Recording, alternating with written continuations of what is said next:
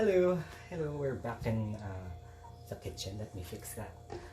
And today I'm making one of my favorite dishes. And I actually started documenting my dishes because on my laptop, because people ask for recipes and I sometimes forget. Also, pag medyo matagal kong di naluto, nakakalimutan ko na siyang gawin. So, they're also my own kodigo.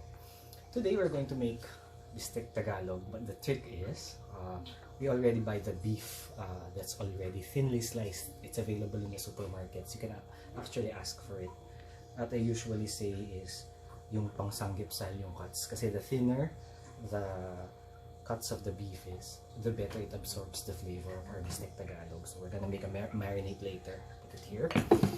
And we will also use lemons, of course. Lemons. And then, dahil tamad ako mag-slice ng garlic today, are very reliable. Good life na garlic.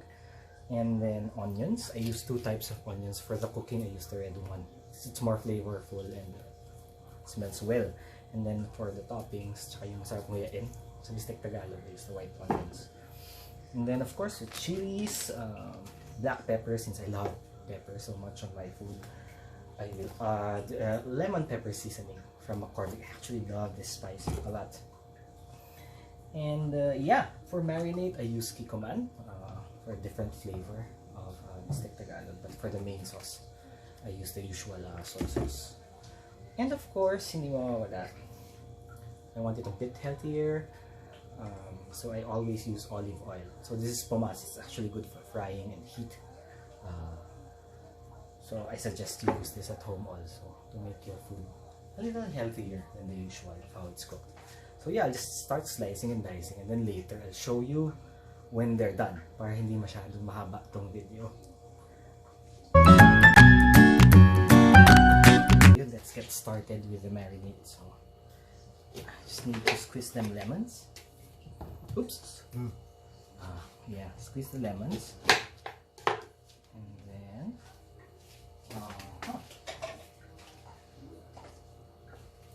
para walang tapon yung lemons, I use this. I think you can find this online or in the malls. Kasi pag na-squeeze mo siyang ganyan, lahat ng juice makukuha mo. Walang tapon. There you go. See, you get a lot of the juice. Masarap kasi yan for the marinade. Look, ubos na ubos yung lemon. Said na said. Mas masarap pag sinasagad. Well, my right hand is stronger than the left. I wonder why. Ayan, ubos. There.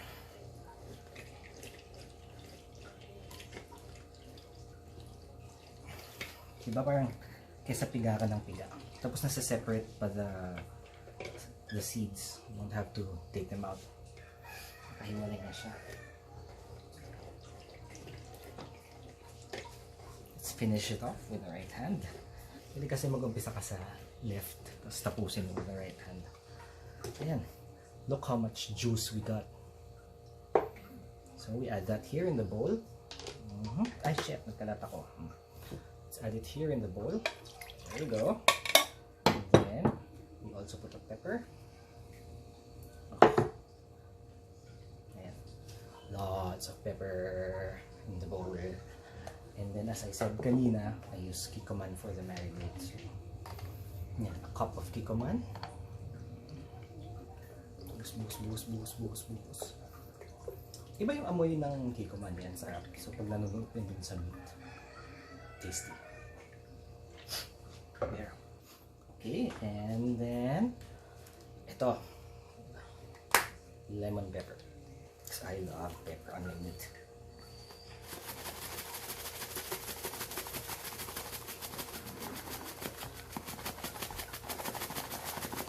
Siki. And then put a little chili.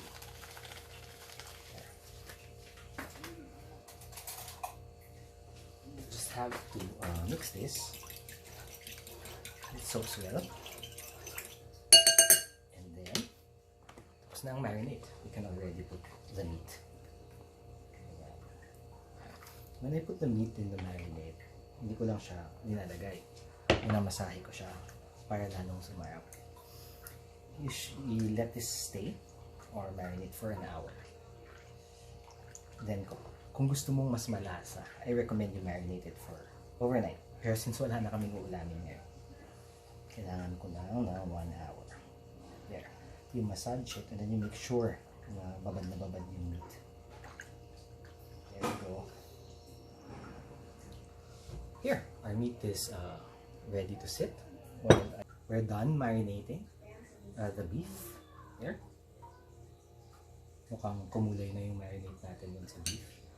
Also, I'm done slicing the onions. Half of this I'll be using as topping. So, konting gisa-gisa lang. And then, we'll take it out. Tapos, lalabas ko na lang ulit pag luto na yung beef. Ito naman yung pampalasang onions natin. So, ito yung lulutuin natin kasabay ng beef later. And all the ingredients are ready. So, let's cook. So, now let's cook. Just heat the pan. Heat the pan and then add some oil.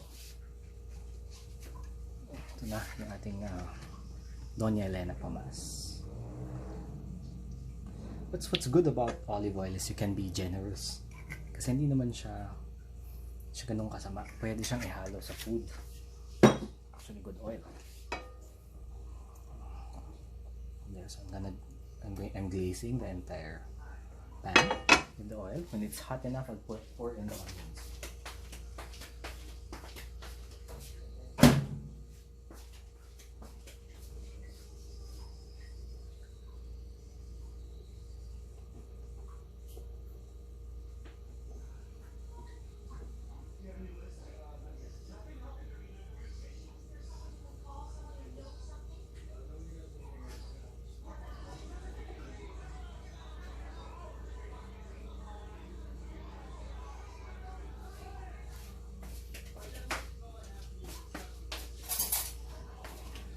Ito, if you notice, I chose the bigger rings of the onions because this is for our topping later.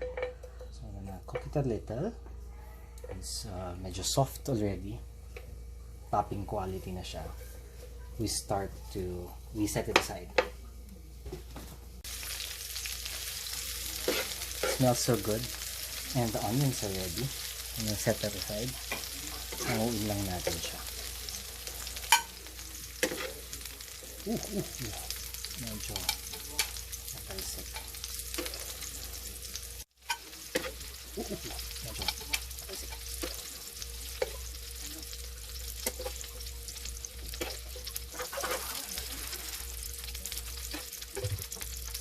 Call them popping sized onions.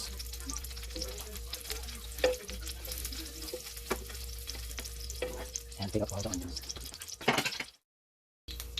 Now, I'm gonna pan fry the beef. Ito coming from the marinade na to.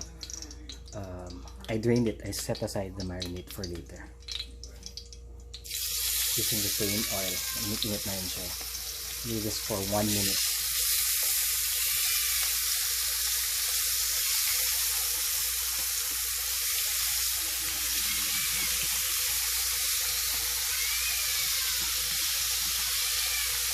And then I'm gonna set it aside again. Itong recipe ng Bistek Tagalog, you just keep setting things aside, put them back together. Cook separately, assemble. May kanya-kanyang lakas ng flavor. Naayos-ayos ko pa, tapos guguluhin ko din. Watch me do that.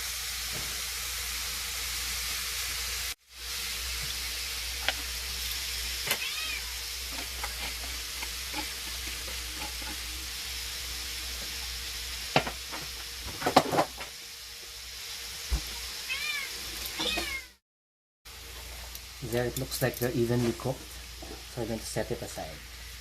Now that this is heated, let's pour in our minced garlic.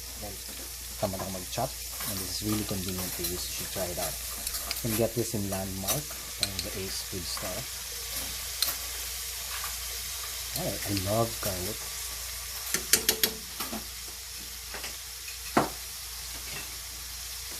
Let's saute the garlic a little more. Very convenient.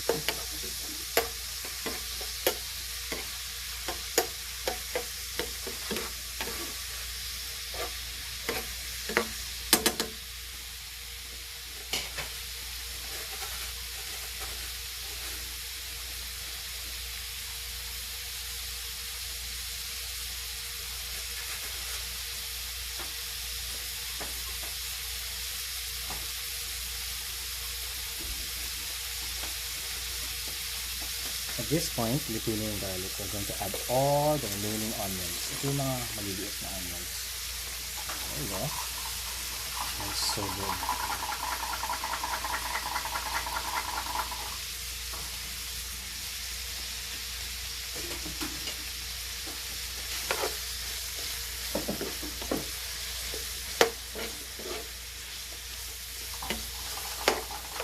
Just mix so they separate from each other.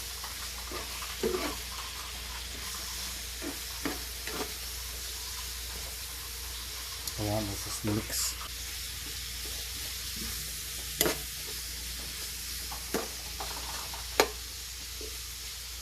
Okay, so it's almost cooked. Let's add the water in the marinade. It says 1 cup of water. Ayan, isa natin ng konti.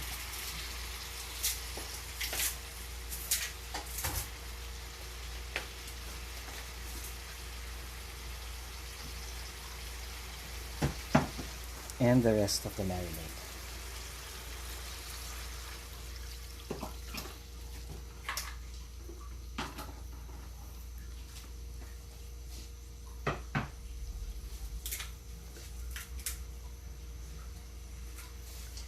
You just allow this to boil.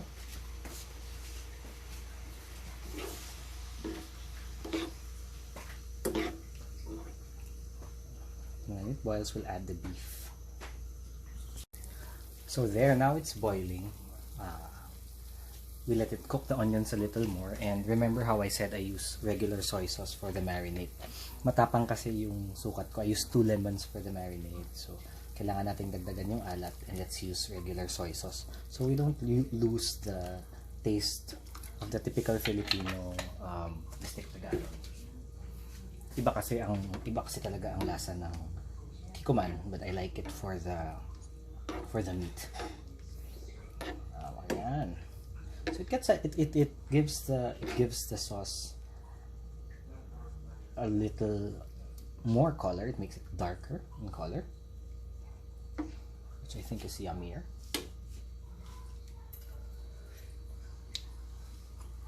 So matapang din yung lemon pepper seasoning, kaya masarap siyang gamitin talaga. And then at this point I add more pepper. Pampabango, pampasarap, pampalasa. And when this boils again, nakasan ko lang yung apoy para bumilis yung pag-boil. We'll put in the beef to allow it to be tender. Then we're ready to eat. We lower the fire again and nakita ulit tayo ng ating beef. So we add the beef. Ito sisip-sipin ulit ng beef yung flavor. Actually very flavorful na at this point. It smells good. Hindi dahil luto ko, just really smells good. And yeah, I have a confession. I'm the type of person who actually eats yung sarili niyang luto. I enjoy my own cooking. Kaya ako nagluluto para makain ko. So I actually eat a lot. Ako ang #1 fan ng sarili kong luto. Kaya lang yun, the disadvantage of that, palit ko ang nasusunod, hindi ng mga housemates ko.